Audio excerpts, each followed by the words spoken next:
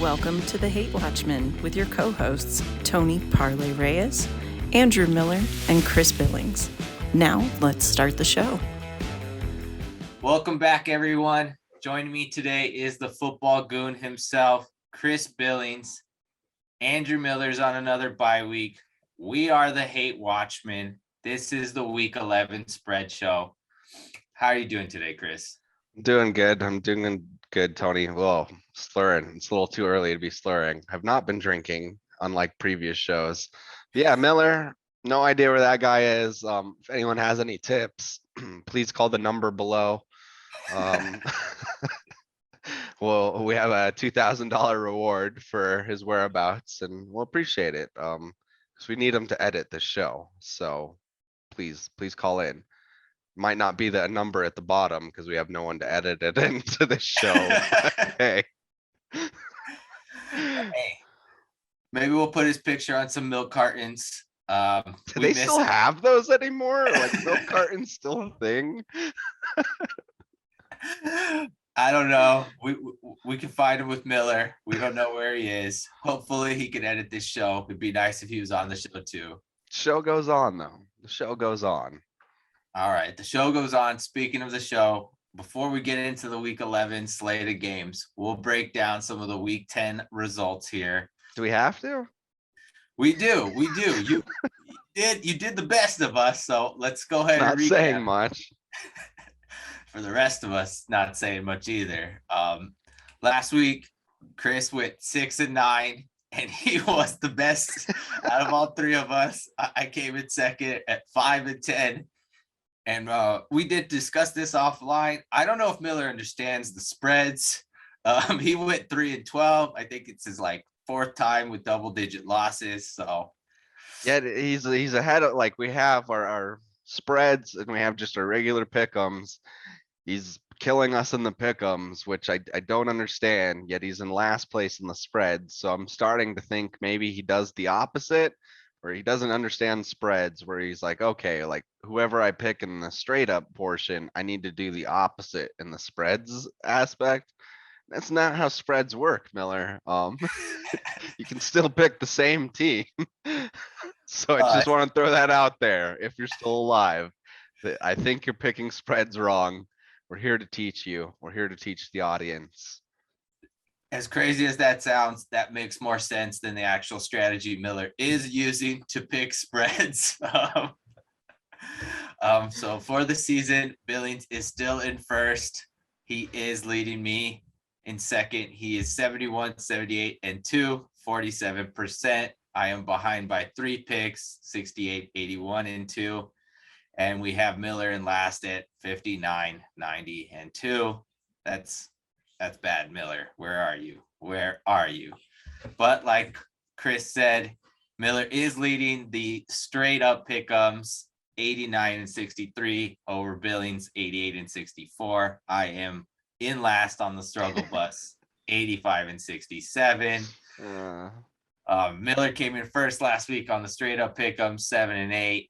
I was second at 6-9, and Billings was last at 5-10 on the pick'ems last week. So maybe he employed some of that Miller strategy of going opposite of his spread picks. True. I think I may have just outed my own strategy by I was just projecting onto Miller, basically. You got me. I guess we could talk a little bit about the Thursday night game where the Falcons just got hammered by the Patriots. Both Chris and I thought the Falcons would at least cover after getting dominated by Dallas by 40, but they looked even worse and got destroyed by the Patriots, I think 25-0. So we were both wrong on that one already. I was very much hammered down on Falcons money line. They're playing at home, Patriots are riding high at the moment.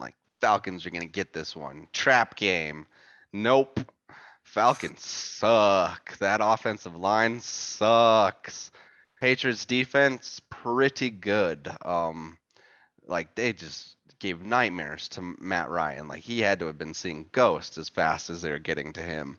And no offensive adjustments. It was keep just yep, let the receivers run their routes and see if we can get the ball out in time. And it's like, no, like you need to get rid of it like yesterday. And nope, nothing, no adjustments. Like didn't even cover.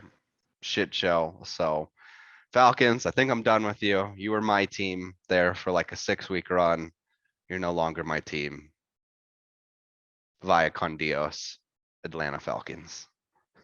That's the Billings breakup sign right there.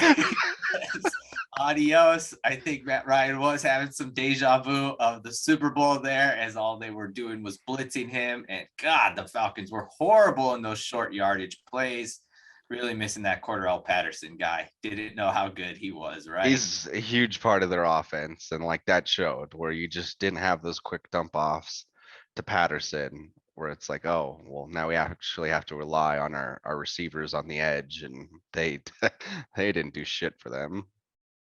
One of those last like 4th and inches or something they went for. I saw someone making fun of them on Twitter. I think it was Warren Sharp. They're like 4th and inches. Let's run a halfback dive and run. The running back is like 9 yards from the line of Yes, scrimmage. yes. It's so bad, so bad. Like horrendous play call. basically like the offensive lineman just like launched over like that first down line, and then like fucking Pat's defense just fucking rushed past them and killed the running back in the backfield. It was such a weird play where I was just like, what?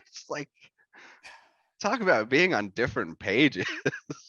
So bad, so bad. And I can't believe that we went to all that work to learn the difference between Arthur Smith and Arthur Blank, just so they could become forgettable again. Fuck you, Falcons. Billings broke up with you. I'm done with you. There's no point in even talking about you. Moving forward, let's go ahead and get to some of these Sunday games here. Speaking of trap games. Yes, we have the Packers visiting the Vikings. Packers on the road, 1-point favorites. Did the Vikings figure it out last week after that win in LA against the Chargers? I feel like we say this every week about the Vikings. Like they are the most bipolar team ever. Or it's like they look like they're one of the best teams in the league, and then the next week look like complete dog shit. I don't understand that team, and they're frustrating to bet on. I'm gonna go with the Packers.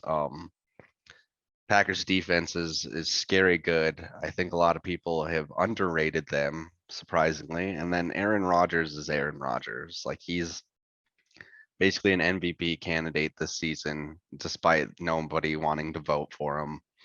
So yeah, Packers. I'm gonna pick that dog shit Vikings team because I don't understand them. I thought I did for a little bit. I just think that is a trap game for the Packers. So to explain this for our audience, this is only a one spread here. So basically Vegas telling you this is a pick'em game. And so Tony is basically telling you here, the Vikings are going to win. Like how? How?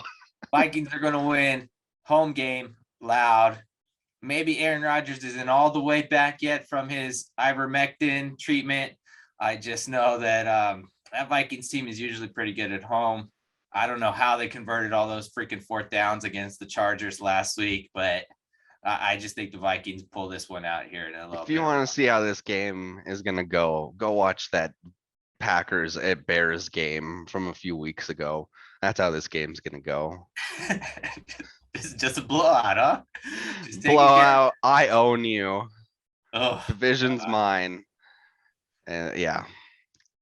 Some discount double check celebrations. I honestly I think Kirk Cousins gets intercepted at least like 2 or 3 times in this game. Mark it. Most likely. Book it, he says. Put a bet on that. Kirk Cousins, multiple interceptions. Yep. All right.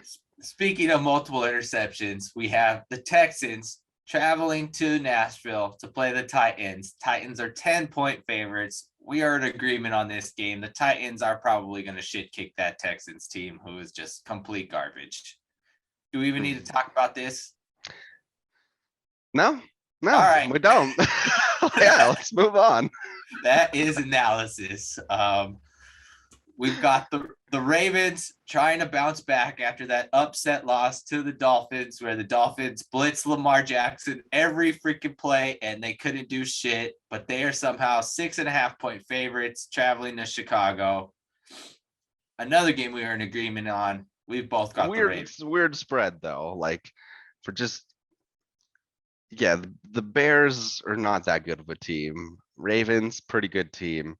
So it's like we both saw it. We're like, it's weird that Vegas is only giving the Ravens 6.5 points. Like, what do they know that we don't know? But we still took Ravens, but I'm skeptical of this one. Like, if it's less than a touchdown, I wouldn't be surprised. And I'd be like, nope, Vegas strikes again. So Some garbage time points from Fields in that offense. No Allen Robinson. I saw Khalil Mack is out for the season now. Dunzos, Khalil Mack. I can't be picking that team. I believe on an earlier show, Chris Billings referred to Matt Nagy's Andy Dalton love and telling him about how great Andy Dalton is, and now he's the starter. He's healthy. He's starting, man. That's what I got told. I can't ride with that. So I'm picking the Ravens. We are in agreement on that. Ravens aren't losing 2 games in a row.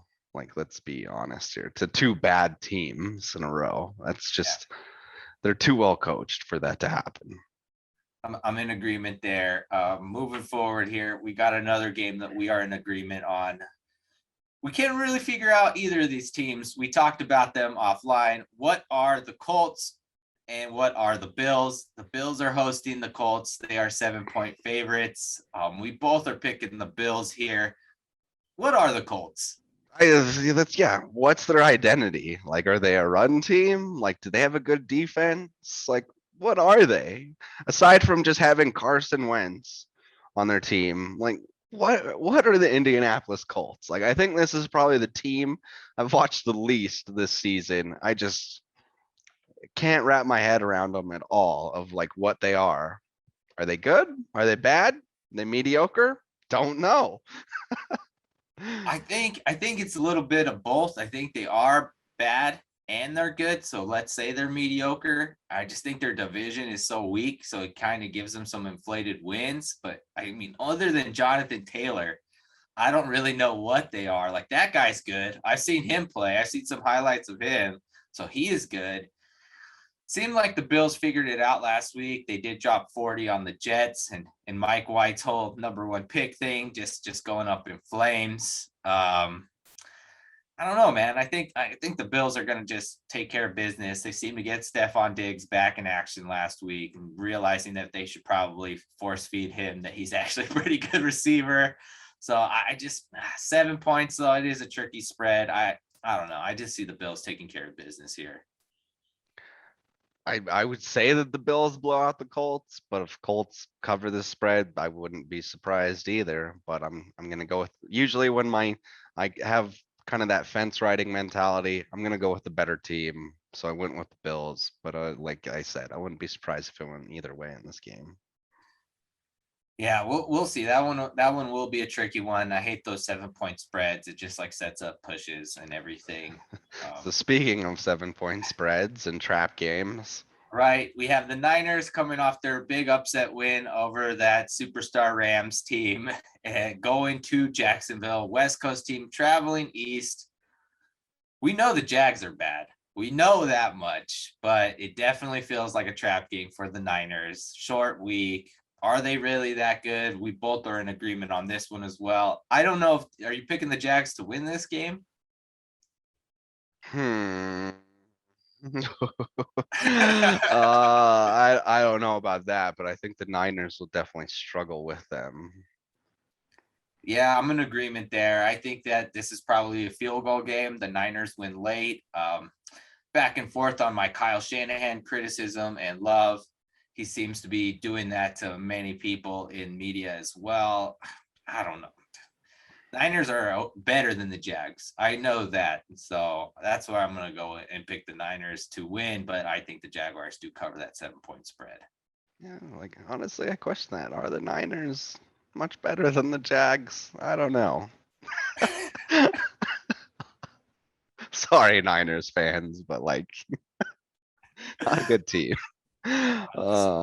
Is maybe Trey Lance plays in this game? Maybe. I don't know. It doesn't really seem They smart. treat Trey Lance like he's Taysom Hill. Like, it's weird. Ugh.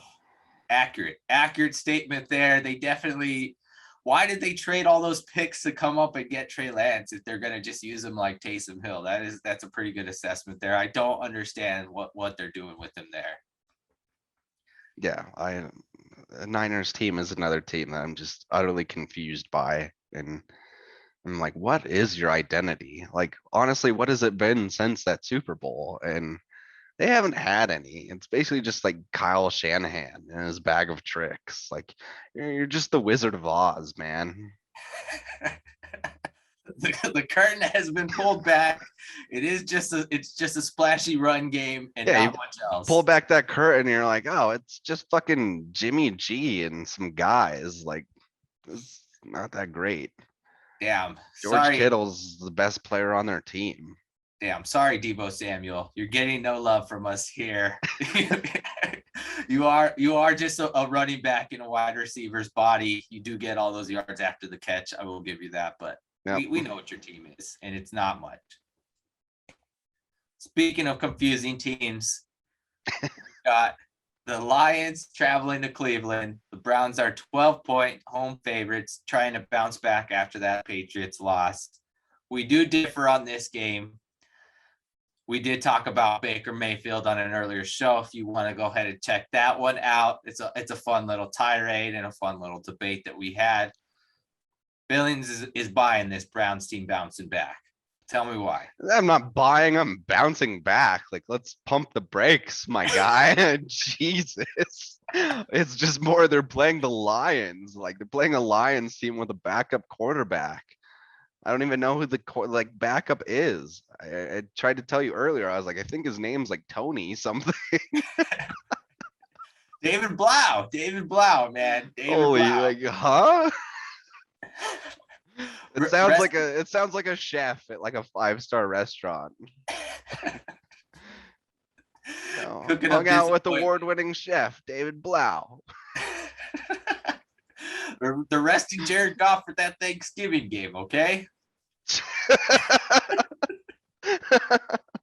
Oh, that's hilarious. No one's gonna watch that game. I do think the Browns win by 12 points. It keeps creeping up. I started at like 10 earlier in the week. More and more people are just like pushing that spread up. Too many points. I feel like the Lions that they came close to winning last week and then they tied the Steelers in hideous fashion. They probably lose by 14 and make me mad. But I think that they do end up covering this spread. I do think the Browns do end up winning, though. Good luck with that. Somebody that's picked the Lions before. Good luck. It's rough watching that team play, especially if you do bet on them. It's aggravating to watch if you bet on them. Dear God. Well, let's move forward to a better game here. We got a little bit of some storylines here. We have the Washington football team traveling to Carolina. Panthers are 3-point favorites. Cam Newton is starting. Ron Rivera, the coach of the Washington football team. Revenge game. Revenge game for who? I'm not really sure. We'll see. I pulled a Billings move and picked a push on this 3-point line because I don't want any part of it. I'm opting out. Nope. Billings is picking the Washington football team fresh off that upset victory over the Bucks. Why are you picking them? I think that the Panthers are going to be humbled a little bit. Like, they're like, yes, like Cam infused some energy into that team last week and they came away with the victory over a wounded team. But this week I think they're riding high on Cam being back, and we know how Cam does when he has those emotionally high games. Usually comes back the next week and doesn't play as well. So I think humbling game for the Panthers. They've not been a very good team this year. Like CMC has been kind of just between his injury and his play non-existent this season, been kind of a non-factor. And that was the guy that they put kind of all the their eggs in that basket, and he really hasn't panned out for them. And now they're going right back to the Cam Newton well. Um, so true. It is pretty unfortunate that they paid a running back and he's not producing after he signed that contract. But Wait, is that a Cowboys fan giving that analysis? I just hey, had to man, check real quick. just check. I mean, Zeke's actually been pretty good He compared. actually kind of came through with this contract for the most part. CMC has not. Yeah. No, and then speaking of another running back, I mean, we'll talk about Alvin Kamara being out for the Saints, but I don't know. I don't know if there's much more to say about this Washington football team game. I mean, Taylor Heineke had a pretty emotional game. He actually looked good last week, so I don't know. I don't want any part of it. I'm out on this. I think Washington's getting to a point where they have a competent offense, like a competent play caller, and they just kind of need them offense to not make mistakes and the defense to step up a little bit. And it's been kind of a formula for success for them. And I think they continue to do that, or it's just like, yeah. And Ron Rivera knows Cam, like he knows that team, and he knows, like, hey, Taylor, like if you come out and play like a mistake-free game, like I guarantee the other side will make mistakes and capitalize on those mistakes.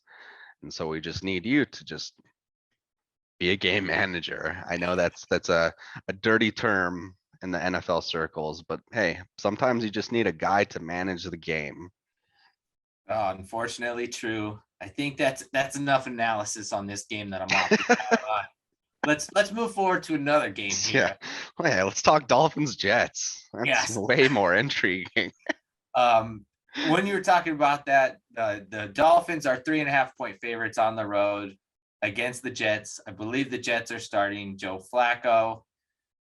Come on now. I was thinking, are the Dolphins the same team as the Colts? Are we in some type of situation? No, they're not good. And I just like I don't think they have quite the chemistry in that locker room. Like that's clearly apparent, and it starts with Tua at the top of. We've talked about it in other episodes where he's been hung out to dry by the ownership and management of that team. And same with, to a certain extent, Brian Flores. He's been hung out to dry as well. Just like I don't know what's going on above me. I don't know where I stand with this team. And like there's adults. These are adults like still showing up to a job. Like they can see those things. And so I think that's a locker room that like ultimately is just a bunch of individuals. Like they see it. They're like, yeah, like there's no team element here. It's just individuals playing for a team. And so yeah, Dolphins just no chemistry on that team. But I think they're a good enough team on paper to beat the Jets with Joe Flacco, who's a statue. Like if they do what they did to Lamar Jackson last week, I think they can be pretty successful against Joe Flacco and his concrete shoes. Shit on the Dolphins as much as possible. Pick them to win. That's the analysis you guys come here for. Yep, this is a winnable game for the Dolphins. They did get extra time to rest. Maybe Tua's finger is okay. I kind of agree with Chris. I don't really think that they're much of a team, but the Jets aren't really much of a team either. They just got crushed by the Bills. I'm picking the Dolphins to win that game as well. And the reason we talk about the Dolphins so much is I think we both had some like higher expectations for that team this year. Like they were a team that was trending upward where it's like, oh man, like they get it. Like things are starting to finally come together, and they've just completely shit the bed from basically off season to now. And it's apparent. I would agree with that. They do have some winnable games here late to make it a little bit more respectable. I do think they play the Jets twice in the next 3 weeks, so maybe they can get some W's to make that record look a little bit better. But we know. But then what does that do for the Dolphins as well? Of just finishing middle of the pack this year and just getting mid-tier first round draft picks. Like that draft pick belongs to the Eagles, actually. And the Eagles are doing, you know. They're pretty similar. That's a pretty similar team to the Dolphins, to be honest. Yeah, actually, in more ways than one, but at least like their owner like goes out and supports the quarterback and whatnot, and like management stands behind Jalen Hurts the last 2 seasons. That is true. That is true. Speaking of the Eagles, we'll move forward to their game. They are 2.5 point favorites against the Saints. Despite us complimenting the Eagles, both of us are picking the Saints upset on the road. That Eagles team, I don't know how good they are. I think that there was a lot of just Broncos ineptitude last week that gave the Eagles that win. I just think the Saints, they're a good team. They're like a team. They have good defense, and I think they that game against the Titans was pretty frustrating, especially the Saints came back and had a late cover. I Do you don't know. think Sean Payton's a coach of the year contender? I picked him, but I don't know. I picked him preseason to do coach of the year. I don't know. I just I don't think think he's done like considering all that's happened to that team, like he's kept the ship afloat. I gotta that's give him credit for that. I just think they'll probably give it to a coach that gets like further into the playoffs. I think Mike Vrabel. yeah, probably. I don't think the Saints get into the playoffs. I think they're right there and miss out on that 7th seed. I think that division's a little tough. I don't know. I just don't think that they're able to do enough. But no Alvin Kamara, like we talked about earlier. They do have what Simeon, Saint quarterback. Simeon, we pray Saints, to thee. Saints, Saint Simeon, we pray to thee. I really think the defense is going to show up on this game and confuse Jalen Hurts. I didn't really think that he played too well against the Broncos. That seemed like it was a lot more other aspects happening to the Broncos, giving up Yeah, that than kind what of beat happened. themselves, but yeah, it wasn't Jalen Hurts that did that. So I'm in agreement with you. Um, Saints, Saint Simeon. We pray to thee. We'll give the Saints that victory. Moving forward to another tricky line. I looked at this one like twice because I was like, why and how? Bengals 1.5 point favorites going to Vegas. Raiders. Is this the first time Joe Burrow's ever been to Vegas? Like, why is this line so small? I think it's more just like Vegas doesn't. Well, you got the Raiders at home. Don't quite understand what the Raiders are, and like Derek Carr still a pretty good QB. So I think that's more just I Vegas trying to cover their ass. The Bengals are good, man. They're good. They're a good team. Yes, They're but better. they've lost some games that they should have won this year. And that's why they haven't quite arrived. They are young. They are young. Because like yeah, they're a good team, but they've had some games where you're just like, oh yeah, you guys aren't quite there, like in terms of just like consistency and maturity. I see what you're saying there, but pull out that book Billings is talking about with Kirk Cousins interceptions. This is Jamar Chase time. This guy's coming back. He's scoring at least a touchdown this week. I think Burrow and company gets back on track, and they easily cover this 1.5 point spread. I think they win by about a touchdown. I think the wheels are starting to come off in Las Vegas. Like it's starting to work against that team. I thought they were, kind of soldiering through, but it's a long season. It wears people down, and it seems like that's what's happening to the Raiders, is they've just taken one too many blows this year. Yeah, Bengals off a bye week too. I think they come out firing. I think they come out and they take care of business here. Sorry, Raiders fans. We've been burying you guys for weeks. I said you guys are fucking dead. I'm just throwing some more dirt on that freaking grave. You guys, you're over. I'm over you guys. No more exciting Raiders games. Speaking of exciting games, Yeah, game of the week here. game of the week. Cowboys going to the Chiefs. Chiefs 2.5 point favorites at home, fresh off that 40-point win over the Raiders, who we just buried. Mahomes and that offense look like they figured it out. We're back in action through 5 touchdowns, 400 yards. We are actually in agreement on this one and both picking the Cowboys. Why? Cowboys are a better team. I think they're going to pressure Patrick Mahomes, which we've seen is kind of the key to being successful against the Chiefs. And then I think Dak and Zeke in that offense, even without Amari Cooper this weekend, who's down to COVID, Lo Ciento, uh, I think that offense is still going to overpower a really bad Chiefs defense. I would agree on that. I'm definitely taking the over in this game. It definitely feels like both teams score in the 30s. That Cowboys offense is rolling, other than that one blip game against the Broncos where I don't know what happened. They've been able to score in the high 20s, 30s almost every week. And even without Amari Cooper, that's why they have Michael Gallup. Cedric Wilson's pretty good receiver. They still have CeeDee Lamb. This guy's telling me to put CeeDee Lamb in the slot. I think that the Cowboys have been a better team all season. I think the Chiefs are still putting it together here late. I think the Chiefs might make a run here after this game once they get their offense rolling again. But I think the Cowboys win. Probably that's a pretty good line. I'd say probably about a field goal game. Maybe a late touchdown here, 3 or 4 points. I do think the Cowboys win late here though. And I think the Cowboys probably win by a touchdown or more in this game. Wow. Statement game in Kansas City, the barbecue bowl here. Texas. I just think when that Chiefs defense is faced with like a high powered offense like the Cowboys, they struggle. Yeah, that is true. I think you'll see at least 2 turnovers from Patrick Mahomes, whether it's interception or fumble in this game.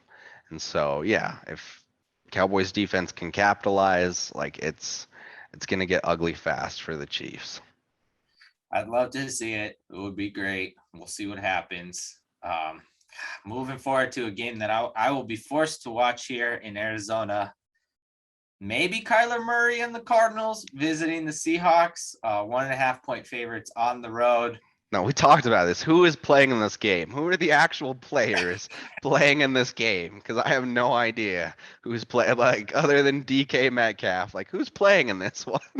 No, Russell Wilson's going to play. He's rehabbing 19 hours a day still. He doesn't sleep. He just rehabs that finger. Drinking, like, Jesus water or something to recover. Jesus water. Some people call that holy water, but that's not what Russell Wilson drinks. You know, I don't know that stuff. I'm sorry. Plead ignorance. Tell me why you're picking even though I was praying to Saint Simeon earlier. Tell me why you're picking the Seahawks team. Yeah, Cardinals team is just wounded at the moment. They're struggling. But like I think they'll get it back together once they get everyone back. And I think the Cardinals will go on a late season run, but now they're just kind of in that mid-season rut. Seahawks capitalize on this, capitalize at home, and then that home crowd. Yeah, if you have a backup QB in there and Kyler Murray doesn't start, it's going to be some issues for the Cards. I'd agree. It's definitely going to be a strategic decision for the Cardinals if they play Kyler Murray because they have a bye week coming up. So I could definitely see them just being like, rest this dude, let him rest through the bye week, and then he'll be healthy for that home stretch and they can still make a run. And I think that's what they should do. Like I said, go on that late season run because that's the key to success in the NFL is having those injuries at the right time. And this like because it's gonna happen to any team, and it's basically just having your players right and ready and healthy at the end of the season is crucial. And so I'd kind of wave the white flag if I was the Cardinals and be like, you know what, this is just one where we're not gonna get the Rams. Like they're not necessarily dominating the division, so we're still in this. So yeah, like honestly, strategically, if I was the Cardinals, wave the white flag, take the bye week, go on a late season run. I could see it. I am still picking the Cardinals though. This is a Kingsbury game right here. He's gonna coach this up. That Seahawks team is bad, dude. They are bad. Good. They're very bad. And like we're talking about Matt Ryan having like no time to throw the ball. Like holy shit, Russell Wilson's just getting assaulted every time he snaps the ball. it could have been due to that Packers defense being underestimated, but man, he looked like shit last week. Like he just looked so bad in that shutout loss, taking sack after sack. And it doesn't seem like he can do his little magical rollouts and throw those moon balls to DK Metcalf. They just look bad, but they are at home. I could see it, but I don't know. I don't want to pick it. I don't want to be behind that team. Yeah, I can see why, but I'm gonna go with the Seahawks. Like Cardinals, bide your time. Division still winnable. NFC very much still in reach for you. I see it. I see it. Moving forward, we do have our Sunday night game of the week. Chargers at Steelers. I'm not sure if Big Ben is gonna play or if he still is under the COVID watch. It's gonna be Mason Rudolph. I can almost guarantee it. So Mason Rudolph, most likely the bookmakers think the same. Chargers are 5.5-point favorites on the road. We do differ in this game. I am picking Steelers and Mason Rudolph. That hurts to say out loud. Look at his face. I understand why. Chargers, West Coast team traveling east.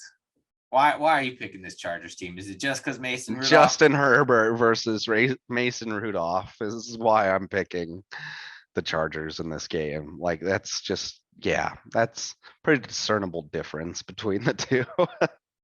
I would agree. I mean, maybe you're right. Maybe I should change. And like that. I don't think like like Minka Fitzpatrick and the Steelers defense is just gonna come out and give Herbert the nightmares on the field.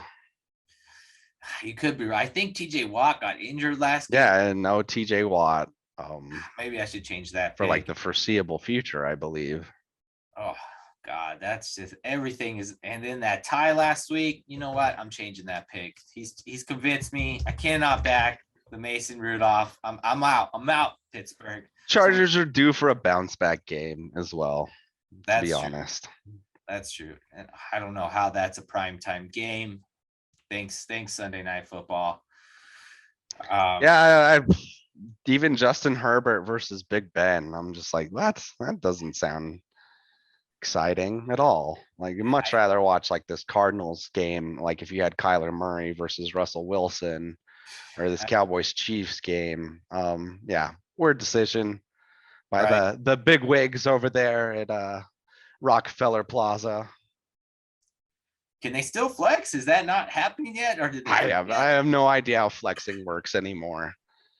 Like it just gets confusing year after year where it's like, well, we can flex in a game, but only if it's like a CBS game early in the morning or whatever. Like it's like only after this week, and there's a bunch of different stupid rules anymore.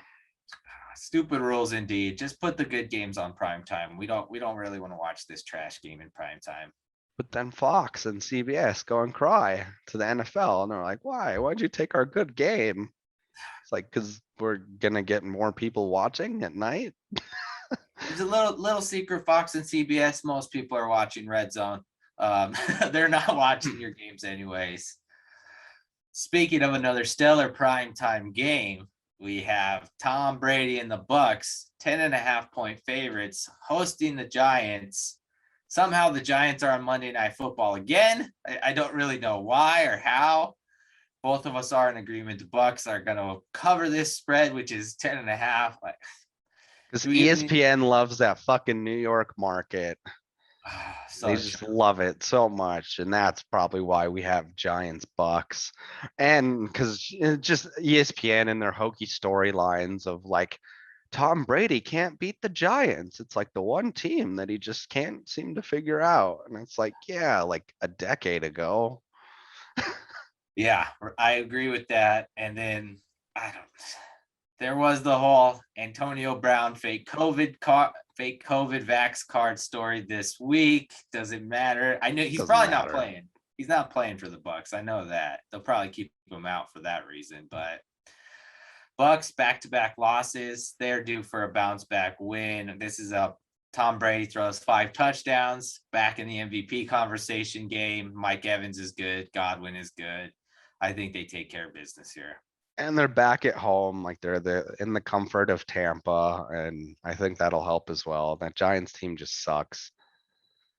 Once again, don't like, God damn it. I'm gonna watch Yellowstone. There's no way I'm watching this game. Like, even for the Manning cast, it's not worth it.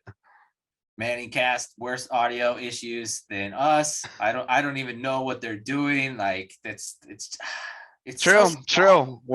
That just shows, man. We got that production quality when we're on par with the Manning cast. So after I changed that Chargers pick, we are only in disagreement on 2 games. So either that's going to be a real good thing or a real bad thing. I don't know if Miller's going to fill out his picks or if it even matters. He might do just He's as good. alive. We'll see. we will see. We just see picks magically show up. Our episodes magically get edited, and we move on with life. That's Magic Miller doing his thing. That is the Week 11 Spread Show. Thanks for joining us. Again, that is Chris Billings. You can find him on the Twitterverse at Billingsgate. Is that still it? Billings Space. Billings Yes. Space. Billings Space. Oh, that Billingsgate, that moniker got taken down. That, yeah, don't want to follow the Billings Gate. That guy was way too political. Follow Billings Space for some sports takes and occasionally some movie takes as well. But yeah, I promise it's a safe environment. That's where he'll be. I'm at Tony Parlay. You can find some of my bad insight and analysis on my blog at tonyparlay.com. But you can find us at Hate Watchmen on Twitter. We're also on Instagram at Hate Watchmen. We try and post some memes, some stories during the games. Try and keep it fun. Tune in, see what you guys like. See how bad we're doing on these picks. We did have a controversy of me trying to change picks. If you're listening to us for picks, that's your problem. That's that. And if you're keeping score as well, that seems like a problem. But no, this Tony guy, very shady. Changes picks after we do these shows, and so it's like, what? Like, you can't tell the audience like you had one pick and then change it like the next day. That's not how shows work. Please subscribe to our Patreon. I'll give you guys winners. Everyone gets different winners. They come back the next week.